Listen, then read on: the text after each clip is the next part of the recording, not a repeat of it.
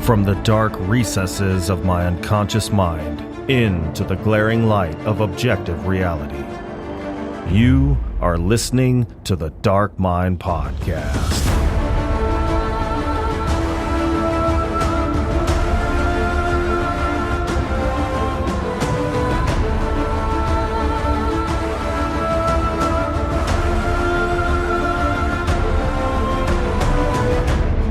Friends and familiars, thank you for tuning in to another episode where we explore the boundless realm of dark literature and film.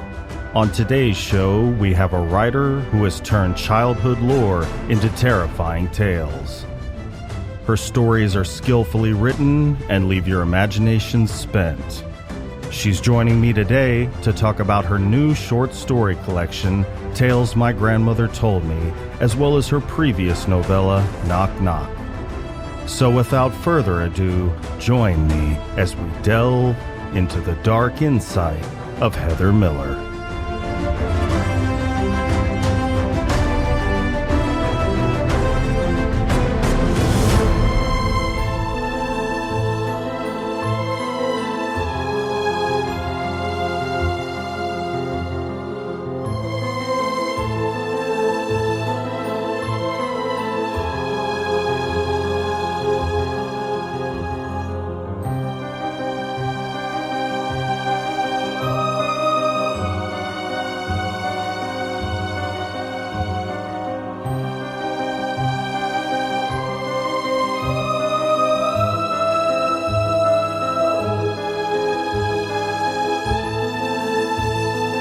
Heather, welcome to the show.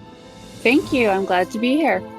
Thank you for joining me. I was really blown away by the almost indescribable way you write. You somehow use very subtle language with occasional well-placed stabs of graphic content so that the two elements kind of have a synergistic effect where 1 + 1 = 3 on the scare level. So I'm very interested in hearing about how you craft your stories. I hope that what I have to say will be interesting. I'm sure it will. Well, first of all, let me just say that I am really jealous of you having Grandma Nan, because I loved my grandmothers to death, but none of them told me badass horror stories. So, if you would, could you please tell us a little bit about Grandma Nan and her role in your book, which is aptly titled Tales My Grandmother Told Me? Yes, my Grandma Nan, she lived with us most of my childhood when I was growing up. So she was the one who took care of me when I came home from school. We spent a lot of time together. She loved scary stuff, so we did that together. She would tell these scary stories. We would read scary stories together. We would watch scary movies together. Things entirely inappropriate for the age that I was, but yes, we did it anyway. She was just a really cool person. She was this tiny, little bitty, short lady. She was 4'11.5". Oh, wow. But she was also the loudest person you'd ever meet. I mean, her voice could carry across a gym. She was a unique personality, and everybody loved her. And you couldn't help but love her. And she had these stories that she would tell to myself, my brother, our cousins, that were just terrifying to us as children. And so then when I grew up, obviously I finally grew up, I guess, started writing, I knew that I wanted to take her stories and sort of add to them a little bit so that they were fully fleshed out short stories and put them in a book together and share them with the world. So that's how that book came about. Awesome. Well, so if I remember correctly, I think you said she passed away in 2006? Yes. Okay. Did she live with you up until her passing? She did not live with me. I was 25 when she passed away. She either lived with my mom or my uncle the last 20 or so years of her life. She lived with one of her children. So Gotcha. Partly she lived with us and partly she lived with my uncle. Okay. Well, the foreword to the book is written by the great Ron Kelly. Can you tell us a little bit about how he came to be the person that wrote the foreword? I can. I was looking for someone to just write a blurb for the book. And I thought, who do I know that sort of knows who I am enough that they would take a chance on me? and who also writes sort of similar things to what I'm writing in this book. And I thought of his Southern Fried Horror and all these short stories that Ronald Kelly writes that are very specific to the part of the country he lives in. And so I sent him a message and I said, hey, would you do a blurb for my book? My stories are sort of the country cousins to your Southern Fried Horror. And he answered and he said, I'll write a blurb. And if I really like the book, would you like me to write a foreword as well? And I just about had a heart attack because I was like, yes, please. High praise. And then it was 3 or 4 weeks that it took him to read the book and get back to me because he's obviously a busy guy. But in my mind, I was just thinking, he said, if he likes it, he'll write a foreword. Well, what if he doesn't like it? Then what am I going to do? But then he did, and he sent me the foreword, and I cried when I read it because it was so sweet. I felt like I had arrived because Ronald Kelly liked my stories. Nice. So the first story that really creeped me out was Burglar Man, which you state in the author notes is based on a song that was sung by multiple generations of your family. So what inspired you to take a kid's song, which is kind of cute and funny, and flesh it out as such a scary story? And how did you approach it? Well, first, I have to question if that's really a kid's song because it's not really children's material. It is a funny song, really. Mm-hmm. And well, I mean, like Ring Around the Rosies, when you think about that, that's not really a kid's song, but it is. That's true. We were talking about the Black Plague when we were a kid. Burglar Man is certainly a song that was sung to us as kids, and I've sung it to all my kids, and, you know, everybody in our family knows that song. And my best friend learned it from my grandma, and she sings it to her kids. So it makes the rounds. Mm-hmm.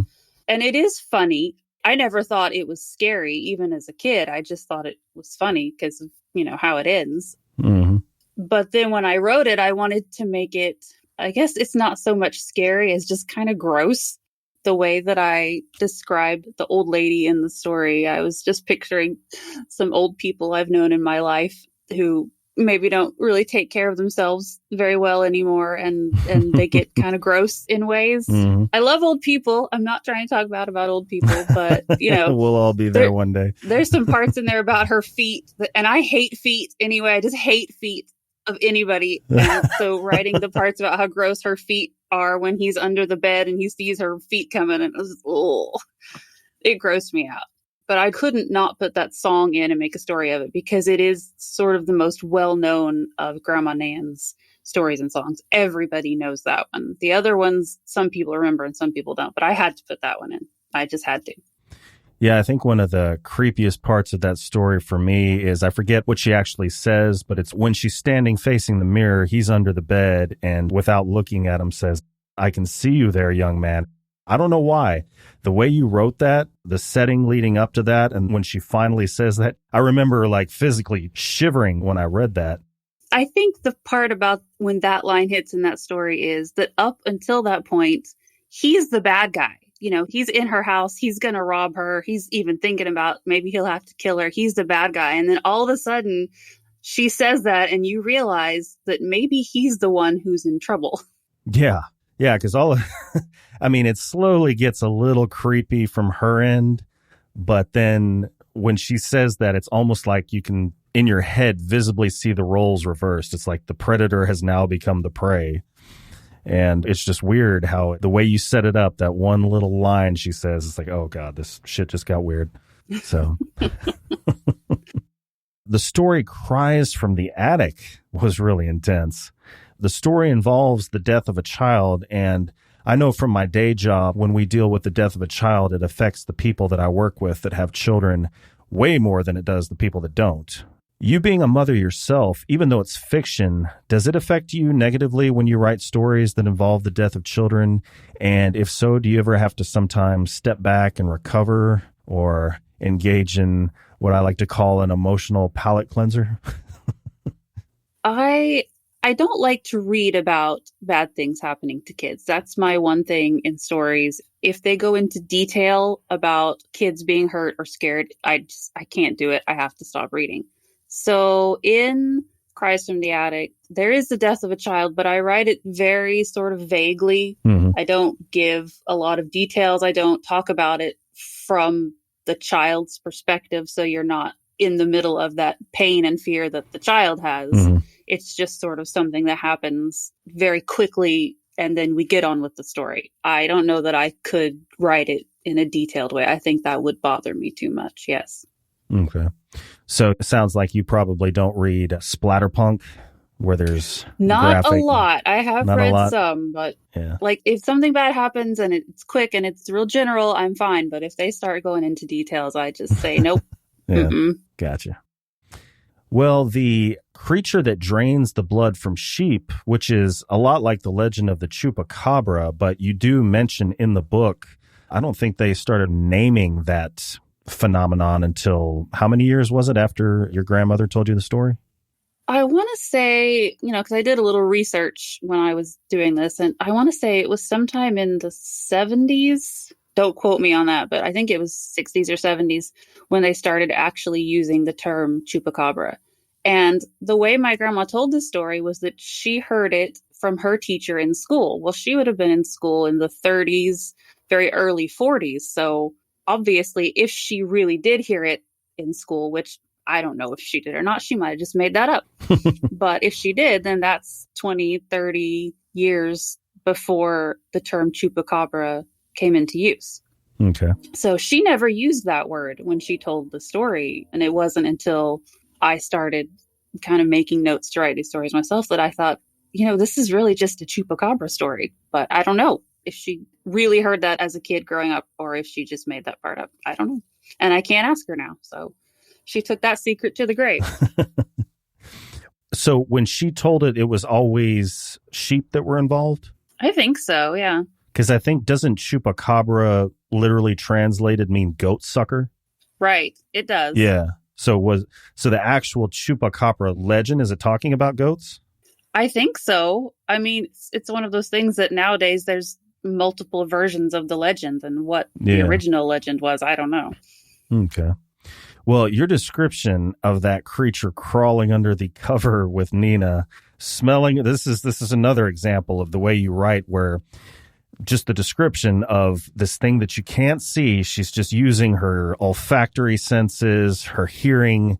It crawls under the covers with her. It starts smelling her, and then it just sleeps there next to her all night long.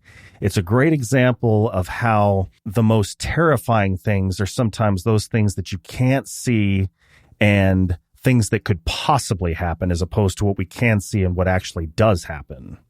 So when writing that scene, how do you figure out which elements to focus on that will give the reader the most fodder for their imagination to run with, without spelling out the appearance of the creature or giving them any kind of intense action? Well, I have to give credit to my grandma partly on this, because when she told the story, that's what she did. She would tell us what the girl heard and felt before she would kind of reveal what it was. So that's how I heard it originally. And I'm so glad you liked that part, because when I wrote it and then went back and read over it, even though I had just written it, I was like, oh, this is creepy. But I think that the unknown is the scariest thing in the world. I think that really all of our fears come down at their basest part to fear of the unknown.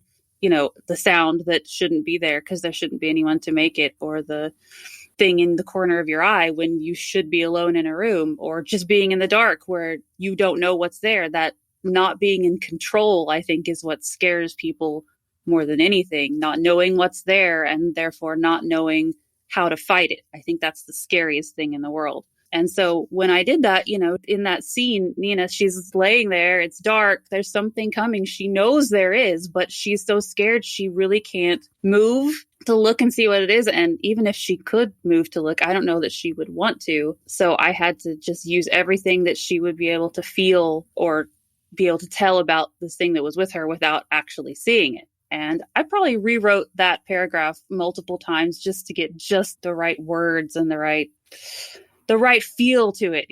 It was not hard. It was kind of fun to go over it and go, ooh, we can change this and that'll be a little bit creepier. And I like to have the feelings and the emotions that go along with fear and sort of build them up before you really reveal what the monster is. I love to do that. I love to read stuff like that. Yeah. I don't know if that answered your question or not. No, yeah, absolutely. Well, I am a big fan of psychological horror, so I really like the story of Two Heads Are Better Than One. The story is a grave example of how repressed feelings will always come bubbling up in unhealthy ways, whether that be sexual urges or, in this case, anger and resentment from unrequited love. Do you think that there are people that are mentally healthy enough to just respond to everything that's thrown their way in a healthy manner, or do you think we all have a dark side? I think we all have a dark side. I tried to say that creepy. Everyone has a dark side. We have a dark side. That's right. I think everybody has a little bit of a dark side, not necessarily dark enough that you're going to go murder people like in the story. And everybody has unhealthy ways that they deal with things sometimes. Some are obviously worse than others. But no, I don't think everybody has healthy reactions to everything all the time. Everybody has something that they do that is probably not the best, but it's just how we cope with things. Mm-hmm. Hopefully, we're not running around killing people to cope with things. Are you a fan of psychological horror? I do like psychological horror. Shirley Jackson, I think, is the queen of psychological horror, and I love her stuff. So, and some other newer stuff too. But she was probably my first introduction to really getting into people's heads through writing and making people feel like they can't trust the narrator because they're not quite sure the narrator is sane. Yeah, I like stuff like that. Well, the next story that really struck me was Girl's Best Friend. And it's kind of like a teenage slasher story. And it's one of the more, I want to say, violent stories in the book, but it's not like there's really violence, the verb. It's kind of like the aftermath.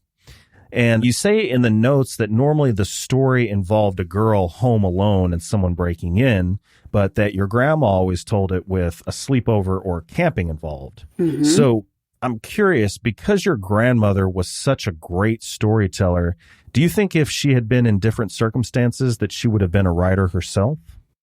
I don't know. She never, as far as I know, she never tried writing. We didn't find any hidden stories she'd written when she died or anything. I think she probably could have been a writer if she had wanted to, but as far as I know, she never really expressed an interest in doing that or tried it. But she certainly had the dramatic flair, I suppose, to make up stories. And if she had written them down, then I think she could have at least had a little following. I don't know. Mm-hmm. But I don't really think she wanted to do that. I don't think that was something that interested her. So the stories that she told, were some of them like original, like things she just made up herself? Most of the stories have a base in a sort of more broadly known folk horror kind of thing or urban legends. But there are some that I couldn't really find anything for. Don't ask me which ones they were because I don't remember now. I'd have to get the book out and go through it. But some of them could have been her own stories. My mom used to tell a story about how when she was a little girl, they had people that prank called their house all the time. And my grandma got really mad. So my mom wakes up one night in the middle of the night and my grandma's in the hallway just outside her room. And these people have called again. And my grandma is on the phone with these people that keep prank calling them, telling them that she's going to send the little white creatures that live in her basement to their house to get them if they don't quit prank calling their house. So, I mean, she could certainly make stuff up on the fly if she needed to. Her brain just worked like that. She was creepy. Inflict a little psychological terror herself. Right. I'm guessing they never called back, those people. So did she ever use that as a tactic if you guys weren't minding what she said, or were you guys always fell in line when Grandma Nan? I don't know that we always fell in line, but she didn't. I don't remember her ever using anything like that on us. I think she just, threatened to whack us with a wooden spoon if we didn't do what we were supposed to. And she would do it too, and those things hurt. Yeah, I saw the picture of her. She's from a bygone era where corporal punishment was a thing. She would get you with that thing. When we went on trips, she would take her wooden spoon in the car. No. And she would hold it up. If my brother and I were fighting in the back seat, she would just hold that wooden spoon up and we would just quit. We would be very well behaved. So it wasn't a wooden spoon. It was the wooden spoon. She had a specific one. No, it was just whichever one she happened to grab. But Oh, okay. she had one with her. Nope, she just opened the drawer in the kitchen. Whichever one was closest, she would grab it, hold it up, and we knew we better stop whatever we were doing. Pavlovian response to the wooden spoon. That's right. Maybe I should try that on my kids. Yeah, you don't have to actually hit them. Well, no, I guess you would. At once, maybe you'd have. Yeah, and then maybe I shouldn't try that on my kids. Everybody listening, she's not really going to do that. So, did the stories your grandmother told you?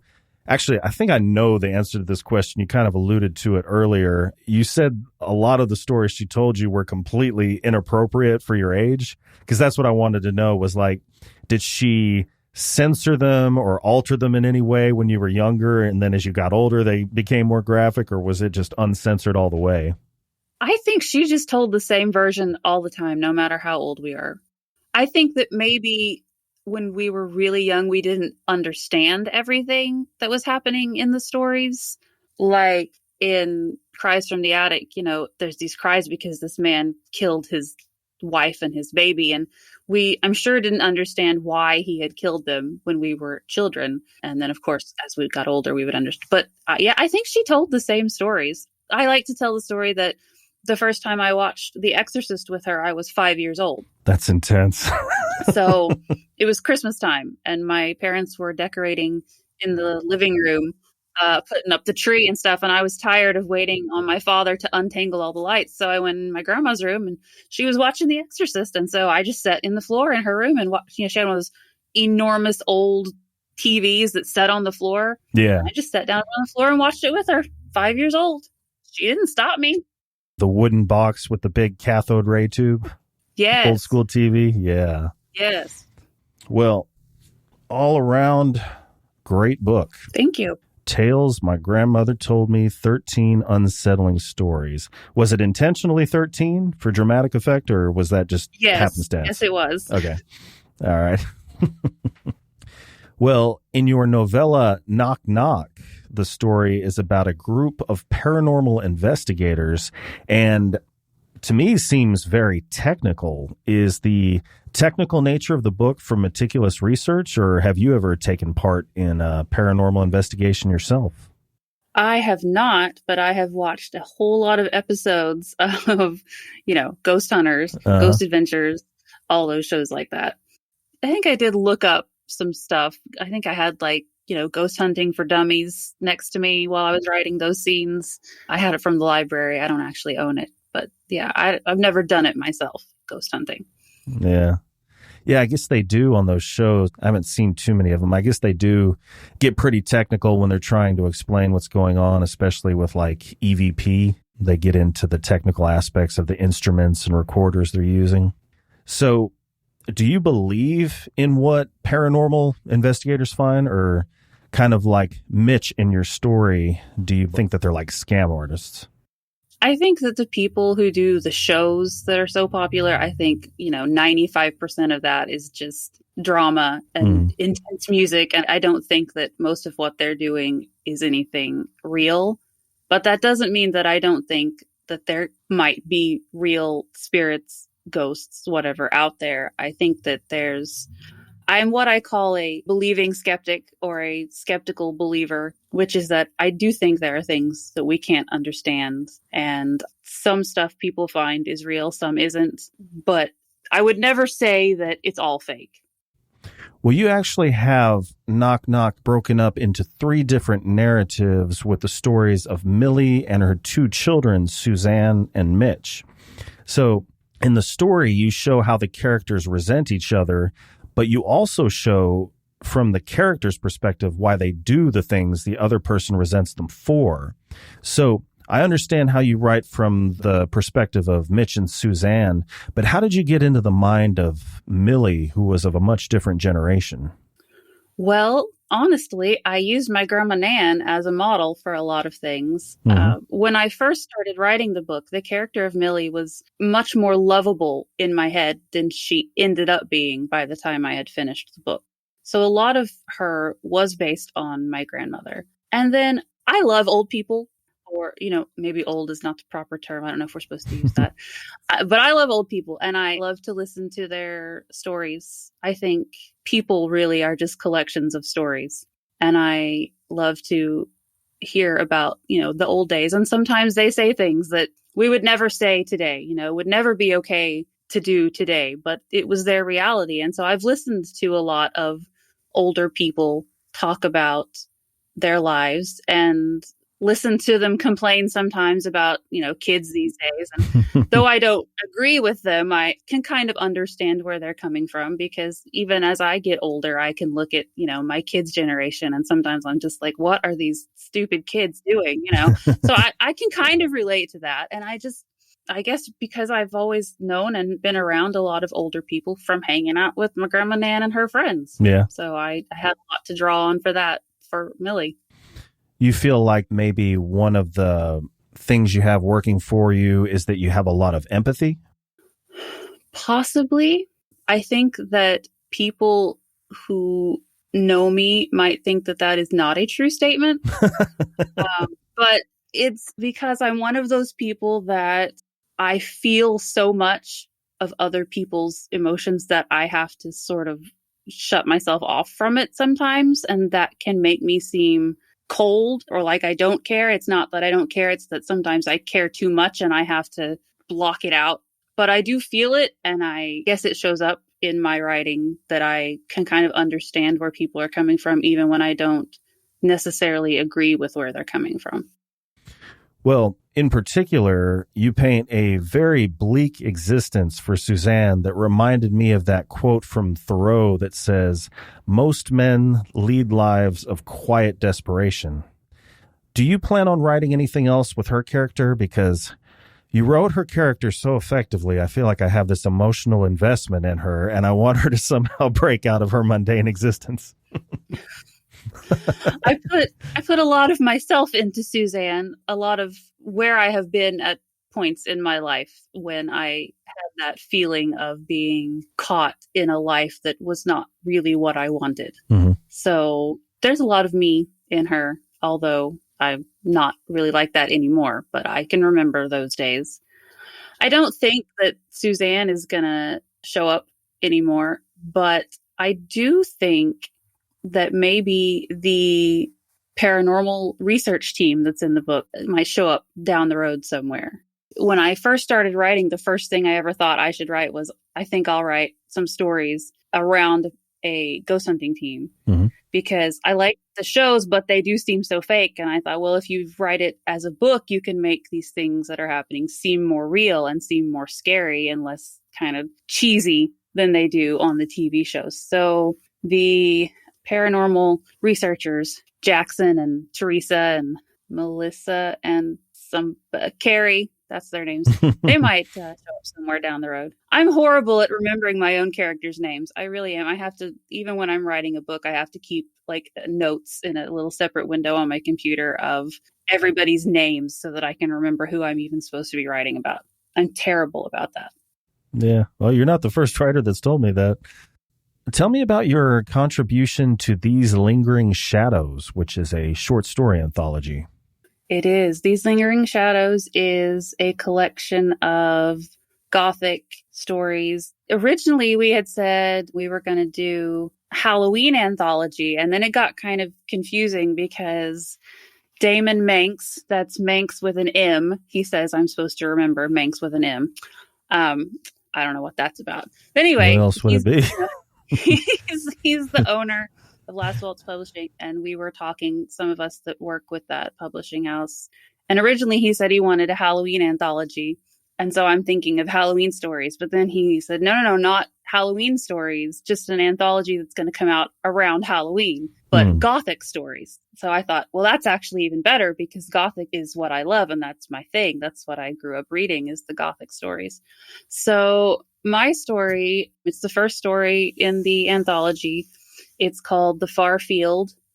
And when I was sort of brainstorming, I thought, okay, everybody's going to do a Gothic story. They're going to do a haunted house or, a haunted library or a haunted hospital or something. And so I wanted to set mine somewhere that wouldn't be something that everybody else was using. And so I just had the idea that why don't I make it be somewhere that's outside and it's not in a building at all. So my story is set in the past, sort of a English manor house, lords and ladies kind of thing. And it's about a young maid in this house who gets taken advantage of by the son of the lord of the house. And well, I don't want to give too much away, but she gets her revenge on him out in the far field.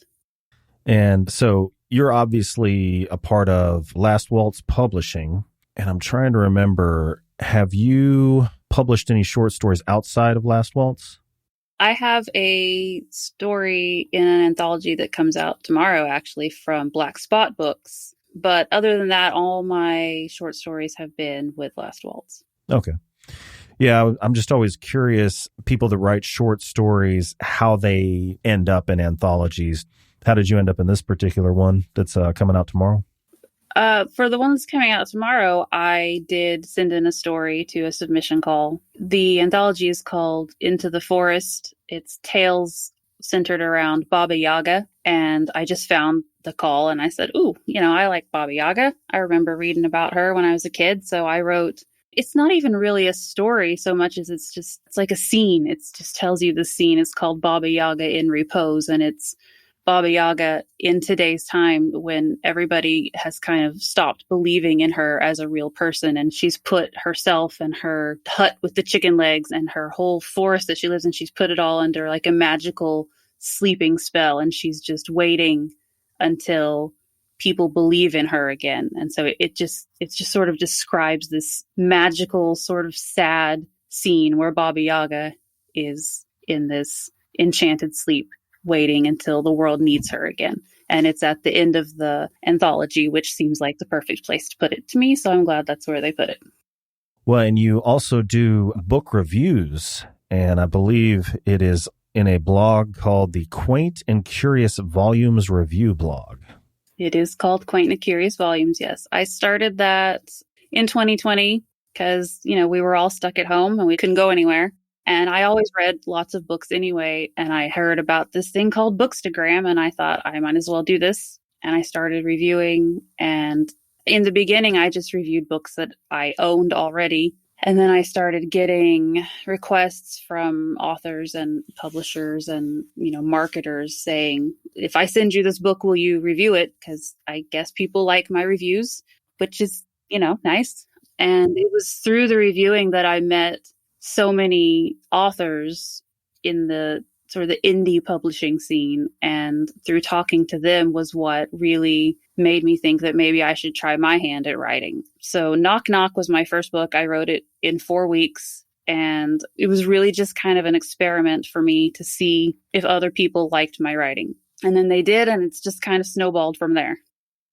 Well, tell me about Last Waltz Publishing. Once you got started writing, how did you end up with them, and what's the process like publishing with them? Last Waltz I ended up with because I met Damon Manx, and I reviewed some of his books that he wrote and some books that he had published through Last Waltz. And he kind of started trying to recruit me very early on in our friendship, saying, we'd really like to publish something of yours. If you have something, send it to us. And there were several indie publishing houses that I thought about seeing if they would publish tales, my grandmother told me. But the thing that I really liked about Last Waltz was that they're very selective about what they publish. They like old school horror. They're not a lot of extreme horror, and people who like extreme horror, more power to them. Go for it. But it's not my thing. I like good old fashioned, ghosts and gothic and atmosphere and a slow build up. That's what I like. And everything that I saw from Last Waltz, it wasn't that everything they published was gothic horror, but it was all it was stuff that I liked. I appreciated that they were selective in what they published. And Damon seemed like a nice guy, and he kept saying, if you have something, I sure would like to have it. So one day I just sent him a message and I said, hey, do you want to publish my story? And he hadn't even read any of it. He was like, yes, I do. So it was that easy because he had seen little bits of stuff that I had written before that, little short stories that I had shared online or excerpts that I had shared on social media from what I was working on. So he knew that he liked the way that I wrote. And so he just said, yes, send it to me. Let's do it. And it was great because I like to write, but I hate the sort of technical side of publishing a book, the formatting and the covers, and I'm not good at that kind of stuff. So it was very nice to just be able to say, here's my manuscript, please make it pretty, and then we'll be good to go. And he did. He took care of all that. He dealt with all the stuff that I don't like to do. And the book came out in September and it was great. We hit #1 on Amazon for a day or two, which made me happy because I never thought that would happen. And people seem to really like it. And I love hearing people talk about which stories they like best in Tales My Grandmother Told Me, because everybody likes a different set of stories. And it's just funny to me to hear the different things that people like. And so These Lingering Shadows is also with Last Waltz. And I was just invited to write for that. I didn't have to submit. They said, everybody that we know that we like their writing, please write a story for us. And they have another anthology coming out. I think it's going to be in January. Tales from the Monoverse, which is based on the world that Jack Wells has created for his Monochrome Noir series, which is excellent series as well. It's not really horror. It's got some horrific elements. It's sort of uncategorizable books, honestly, but I really like them. So I have a story that's going to be in that called Lady in Red, which is also a ghost story, but it's set in his monochromatic world. So far, I really like working with Last Waltz. Damon and I seem to be kind of on the same page about what we like and where we want to see the company go in the future. Awesome. Yeah, I understand what you're saying about being selective and who they publish. I had the pleasure of having Jack Wells on the show when books 1 and 2 were out. I still have not got a chance to read book 3. But oddly enough, right before we started recording, I got Damon Manx's book called Hacked in Two. So looking forward to reading that, and who knows, maybe I can get Damon Manx on the show. Oh, Damon's story in Hacked in Two is crazy. Oh, is it? It's a very meta kind of story. Awesome. It's trippy, but it's great. Yeah. Sounds like it's right up my alley. Well, I read that you are a stay-at-home mom. How do you schedule your writing around taking care of your family? Because I know you're always on the clock. I am a stay-at-home mom. I have 5 kids, but only 2 that are still kids. My oldest is 24, and then it's 24, 20, 19, 11, and 9. That's my kids' ages. So the older 3, they're off there doing their own thing. It's just the younger 2 really at this point that are kids. And we do homeschool, so that takes up part of our day. But they're old enough now that they don't need me constantly. They can get their own snacks and drinks, and they don't need me to change their diapers. There certainly was a point in my life when I would really not have had time to do all the writing, reading, and reviewing that I do now. But they are all old enough that I have plenty of time in the day to do what I need to do. But I do have to schedule it around fixing meals and doing school with the younger 2. But it's really, I don't know, it's not that hard to me. Some people act like it's crazy that you have to schedule. And I'm like, it's really not. I'm a morning person, so I get up pretty early, and depending on what I'm writing, I'll either write quite a lot in the morning before everybody gets up, or I'll use that time to get all the chores and things that need to be done around the house finished, so that as soon as school is done, then I can spend the afternoon writing. It's not a big deal to me. I'm good at multitasking and time management, I guess. I just fit it in around the other things I have to do. And you also have the wooden spoon. I do. I might have to use that. If you guys don't leave me alone while I'm trying to write, I'll use this wooden spoon. I do sometimes have to tell them I like to sit out on my back deck at the table back there and write in the afternoons. And our house is like the cool house in the neighborhood where all the neighborhood kids come to play. And I'll be like, you guys, you have to go play in the front yard. You cannot be back here screaming. I need semi-quiet at least so that I can concentrate.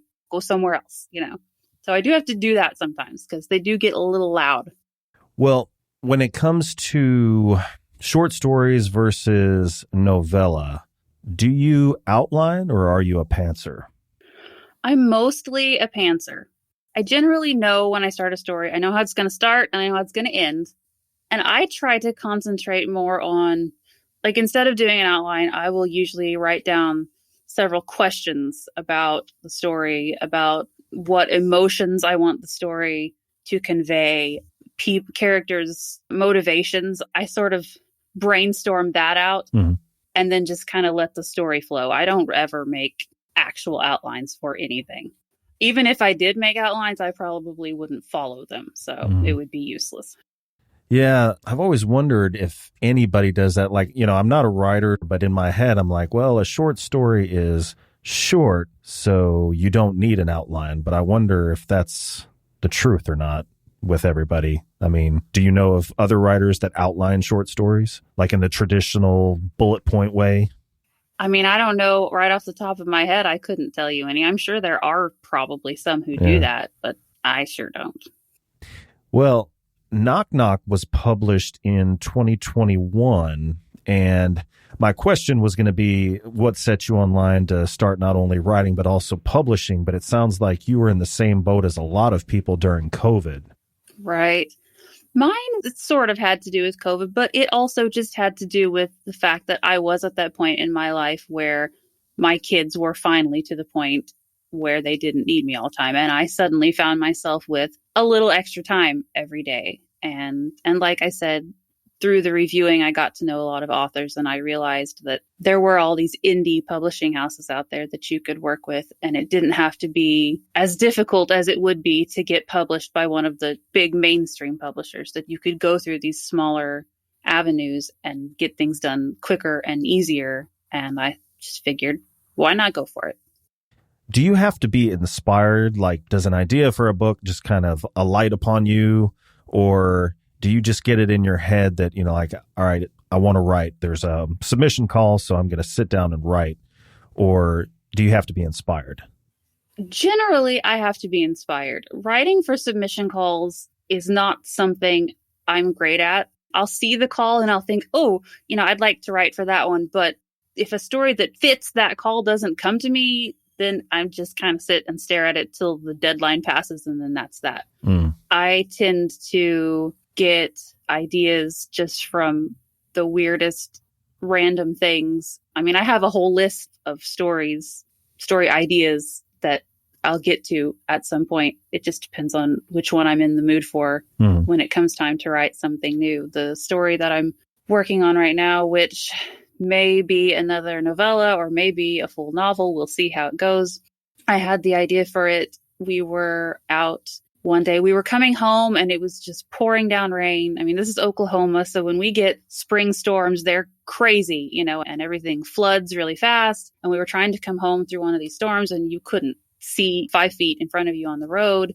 And in our tiny little town, there's railroad tracks that go straight across Main Street. And we had to go over them to get home. And I just had this thought as we went over them. The rain is so loud, in the car that you wouldn't even hear a train if it was coming. And so then I got to thinking, well, what if, because the power is out all the time around here during storms. And what if the railroad crossing things didn't come down and you wouldn't know a train was coming? And then that started this whole story. So that's how my story that I'm writing right now begins, is this lady's coming home in this storm and this train is coming and it hits her and she's knocked unconscious. And then when she wakes up, everything is just really, really wrong. And it's some creepy stuff happening. But yeah, I just get like little moments that happen in my day-to-day life, inspire my brain to just take that moment and think, if we tweaked this just a little bit, where could the story go? And that's kind of how I work. I have to have that moment in my brain and then I just go with it. Well, what is your writing medium? Do you do the mechanical typewriter or are you on the laptop? I'm on the laptop. I also write poetry. When I write poetry, I have a pen and, a notebook or some notebook paper. But for writing stories, my hand would cramp so bad if I tried to write that with a pen. There's no way. I do have an old antique typewriter that sits up on the top of my bookshelf, but it doesn't work. I'm definitely a laptop kind of gal. And I can take my laptop, wherever with me. I've taken it on vacation and written in hotel rooms in the early morning hours before anybody else wakes up. It's just nice. Take your stuff. Everything's on there. Go wherever you need to go and write. Mm. I had Brittany Johnson on the show, and I dared her to take her mechanical typewriter into Starbucks and just start hammering away. I don't know if she ever did it or not. Well, what is your writing atmosphere? Am I looking at it? Looks like a very refined bookshelf behind you. I write in all kinds of places, first of all. This is sort of my main writing space. I have 8 of these big black bookshelves behind me full of horror books. Nice. I have quite a collection. And in fact, my mother passed away earlier this year, and she was also a lover of horror. So I inherited all of her books. I had 6 bookshelves before, and so then I had to bring in 2 more just so I could add all of her stuff to my stuff. Nice. So I have this room that has all my bookshelves, and I've tried to sit at a desk and write, and I cannot do it. So I have like a little couch that sits in front of the window in this room. And usually I'm just sitting there, with a little lap desk with my laptop on it and writing, because I like to be comfortable, and desks are not comfortable to me. But I also, sometimes I write downstairs in the living room or at the dining room table or out on the back porch. I write wherever I just happen to want to be that day, really. Do you ever do what I sometimes jokingly refer to as the cloud method, where if the mood strikes you and you're out and about, you write down on your phone and then suck it into your computer? I have definitely made some notes, or I'll think of like a perfect sentence, and so I'll write it down and send it to myself.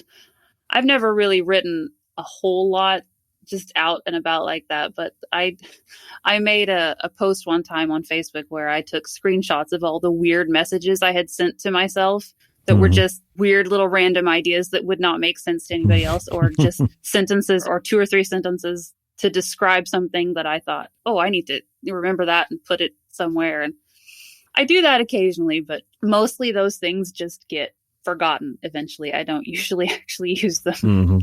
I could probably go through my phone right now and find 100 little notes I've written to myself. And at this point, just look at it and go, I don't have any idea what I was thinking when I wrote this. Well, do you do anything outside of reading that you feel makes you a better writer? I don't know. What else would you do outside of reading that makes you a better writer? I had an author on. She lives in Milledgeville, Georgia, home of Flannery O'Connor, and she said that Flannery O'Connor and a lot of her contemporaries painted, and it's not so much that they particularly liked it a lot or were even any good at it. They just felt the attention to detail when they were doing a landscape or some sort of scene helped them when they were writing setting and character appearances and stuff like that. Maybe I need to start painting. I don't know. I pay attention to things that most people don't pay attention to. My kids get really annoyed with me because I notice everything they do and they don't want me to. I think that probably helps me be a writer, that I just pay attention to little things and in settings and in atmospheres, but also in the way that people act and react to things. I kind of, file it away in my brain for later. But I don't do anything like painting or anything like that. I might have to put some thought into that one. Be a people watcher? I am a people watcher, yes. I had a guy in high school. I haven't thought about this in years, but I would not really purposely be eavesdropping on conversations, but I couldn't help but hear these conversations that were going on around me. And I had a friend, his name was Ben, and he was like, do you just listen to everybody's conversations? Do you know every secret in this school? And I was like, well, I do know a lot. It's not that I'm purposely trying to get dirt on people. I just can't not hear these things going on around me. So I guess I've just always been like that. I can't block it out. I just sort of absorb everything. Mm-hmm. Well, what is the life of Heather Miller like outside of writing? Well, I think I've told you most of that already. I have all these kids, you see. They take up most. Don't ever get away from the kids? I mean, sometimes, but I'm a very introverted person. I don't like to go out and do stuff where there's a lot of people. My garden is my happy place. I like to grow things. I like to go hiking. I'm a big believer in the power of nature and fresh air and sunshine. And that's also a good place to kind of clear your head and let story ideas come, or when you're in a place writing a story where you've kind of got a knot build up and you need to untangle it so you can figure out what you're doing with your own story. You go out and walk in the woods for an hour. I love to do that. I'm also a baker. Nice. Cakes, cookies, candy. Do you do white chip macadamia? I mean, I have. I love white chocolate chip macadamia cookies, but not many people in my house do. So when I make them, I have to eat them. Darn. Darn it. Oh, yeah, that's my favorite. Yeah, I totally get what you're saying about being an introvert. My fiance and I are both introverts, and I don't follow sports, but I'm well aware of the fact that the Astros are in the World Series right now, and they had this massive parade, and she works downtown, and she was pinned in. She couldn't leave. Like, if she wanted to leave early or whatever, they had all the roads shut down. She couldn't leave. And you would think the concept of a parade would be like fun, like kind of, the city coming together, everything's pleasant, everybody's having a blast. She said there was ambulances, engines, they caught some guy with a gun, just all kinds of stupidity. So yeah, I think being introverted is definitely better for your health. It can be, yes. I don't like crowds. I don't like noise. I get introvert hangovers if I have to go out and be in places where there's lots of people. Like, okay, I spent 3 hours in a crowded place and now I need 3 days by myself to recover from it. I'm definitely one of those people. Sometimes I even have to tell my own children, like, mommy needs some alone time. You got to go somewhere else. Because even kids can get to be a little much when you are an introvert, especially when you have a bunch of kids. It's like, okay, you guys go somewhere else. I love you, but leave me alone. Yeah, I look at people with kids like they're like saints, basically. Like, I don't know how you have that level of patience. I don't know how I have that level of patience either. Sometimes I don't have that level of patience. And the wooden spoon comes out, goddammit. That's right. Well, tell me about this century-old haunted house that you live in. Well, I can't really say it's haunted. You've been reading my author bio, which is where you got that from, I'm sure.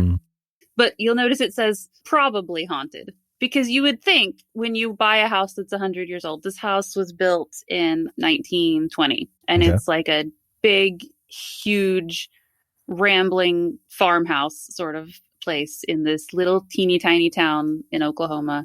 And you would think with a house that old that surely there would be some sort of haunting or something. And it has all these wonderful, creepy little hidden places in it. When the realtor was showing us the house, she said, here's your Harry Potter closet, because under the back stairway, there's this little, you just open this little door and there's this little hidden cubby place back in there where you could tell that the people who lived here before, their kids had kind of made it their clubhouse, and they had drawn all over the walls inside, which is...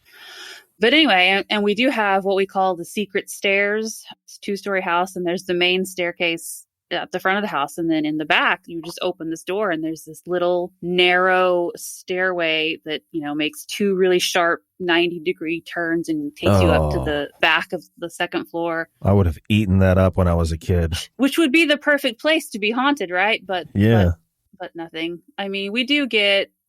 doors will open or close on their own sometimes, but I'm pretty sure that's just because this is an old and slightly drafty house. I would love for it to be haunted by, a nice-ish ghost. I'm sure I could make up a story about a ghost that could be here, but in reality, the haunting of my house is just in my head. Well, does the ambiance help your writing? It does. I love to sit downstairs in the morning before anybody else gets up. I mean, it is an old house and it looks like an old house. It's got all the, built-in bookshelves and the weird little, everything's uneven in this house. There's not a single even floor anywhere. So everything's sort of tilt a little bit every, here and there. And it definitely, I could set a story in this house quite easily. And in fact, the story I'm writing right now, she lives in a house very much like this one. So it's not a ghost story, though. And, it's a small town here. So small town horror is a great little subgenre. And so I definitely base a lot of things in my stories in towns that are very similar to the one where I live right now. Well, are you a film fan? a fan of film? I'm really not. Oh. Which is, I know if you're a horror fan, you're supposed to love the movies. And I'm just like, well, not supposed to, just, yeah. Well, people assume if you say I love horror, they assume that you mean just movies or books and movies. And I don't watch a lot of TV or movies. So people talk about all the great horror movies that are out. And I'm like, I don't know what you're talking about. I haven't seen it. It's really hard for me to just sit down and sit still for an hour and a half or 2 hours and watch a movie. My brain wanders and I want to get up and do something else. Or I'll have a book and I'll be reading my book while my family's watching the movie. So I'm really not, I really don't do a lot of movies. When I do like old school. You can't beat a ghost story, a haunted house story to me in book or movie. That's just my favorite kind of horror, no matter what sort of media we're talking about. Yeah, I mean, watching a movie is a very passive process. So compared to reading, I can see how you would get fidgety. And I hate jump scares. Really? I hate them because I will jump and scream. I am that kind of person. If it's in a book and it's scary, I love it. That's great. I'm like, yes, scary stuff. But if it's a movie and it's a jump scare, or if you go to like a haunted house attraction at Halloween and somebody comes out and grabs you, I mean, I will scream. And I don't like screaming. So nope. That is not my kind of thing. Not a fan of the Conjuring franchise? I have seen one of those movies because my mom convinced me to watch it with her because she loved scary movies. And I was like, yeah, I'm traumatized now. I need to go read a book. Oh, well, to each his own. But how was Halloween? Halloween is great. Around here, Halloween is really for the kids. I don't do super scary stuff. You know, we decorate our porch and our front yard. Not huge, but huge for where we live. Mm-hmm. You know, we've got the giant spiders and the skeleton and the lights, and we carve a bunch of jack-o'-lanterns, and all the kids in town know that if you come to our house, you're going to get a lot of candy. So we just tradition at our house is Halloween. We order pizza. After we eat pizza, kids get on their costumes, go trick-or-treating, and then even like my grown kids come home for Halloween, and I bake a bunch of goodies, and we watch, you know, The Great Pumpkin, Charlie Brown. And it's just fun, spooky, fun kind of kid-centered stuff for Halloween around here. I would love one day to be able to go to, you know, an adults-only Halloween kind of thing and have a really cool costume, but nobody's invited me to one of those yet. So it's all about the kids on Halloween around here. Well, coming full circle back to Grandma Nan, if Grandma Nan was with us today and was able to read tales my grandmother told me, what do you think she would say? She would probably say, what took you so long? How come you didn't write this till you were 40-something? I told you these stories forever ago. Why didn't you write them down before now? But really, she would love it. I'm sure that up in heaven or whatever, maybe, I don't know, maybe her ghost could haunt my house. But I'm sure that she would love it. She would get a kick out of it. She would think it was hilarious. She would be like, I can't believe people like my dumb stories, because she would think they were dumb stories. She would love it. She really would. I know that she would. Awesome. We're very much alike, my grandma and I. So I feel confident in saying that's how she would feel. Well, Heather, it has been a pleasure talking to you. Thank you. As we bring the show to a close, is there anything you'd like to plug or let your readers know about? Something you want to reiterate? I would just say, if you want to look through stuff that I've written and published, I do have a website. It is heathermillerhorror.com. All of my solo projects and all the anthologies that I've been in are on there with links to where you can buy them.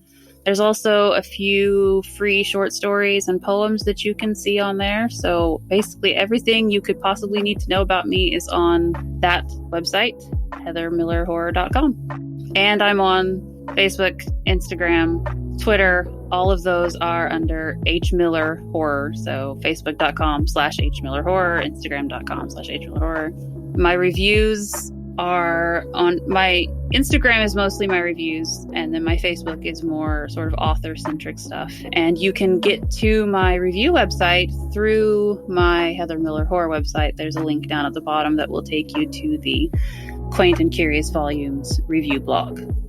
All right. Well, listeners at home, all links will be in the description. And Heather, thank you again for joining me. Thank you very much for having me. And thank you to everyone that tuned in. If you liked today's episode, please be sure to subscribe on your favorite podcast platform. Stay healthy, stay sane, and as always, thank you for listening. See you next time. There you are, a stunner, unlike any other. And we live on the coastline, on the edge of a dream life. Never been a runner, held back and held it under, waiting for the right time to bring it all into the light. Would you stay here by my side? If it felt like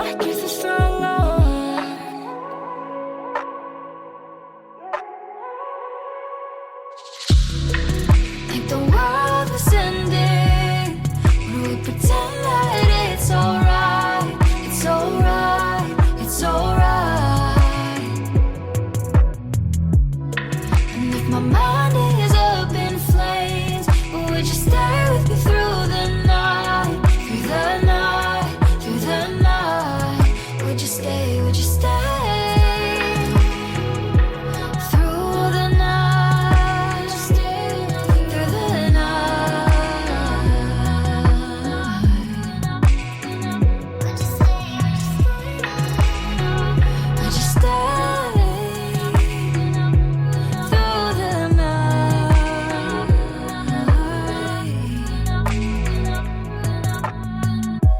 No, we never talk like this, but these are hard times. Let me skate around it, holding it in like a habit. Show up like the thunder, these things that I wonder. Would you be my lifeline? I'm yours if you be mine. Would you stay here by my side? If it felt like, if it felt like,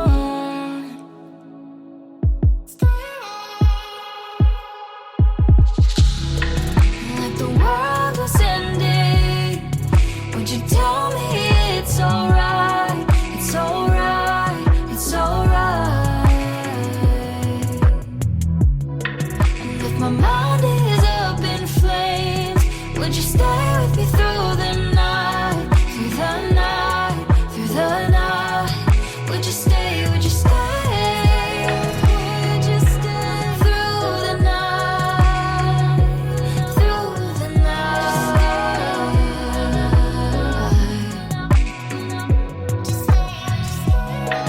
Would you stay with me through the night? Through the night, through the night.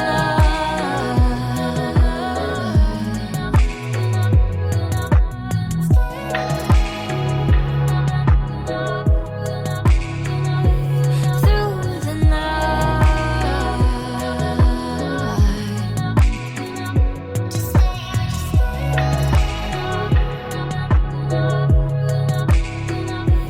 Through the night. Stay. Would you stay? Would you stay?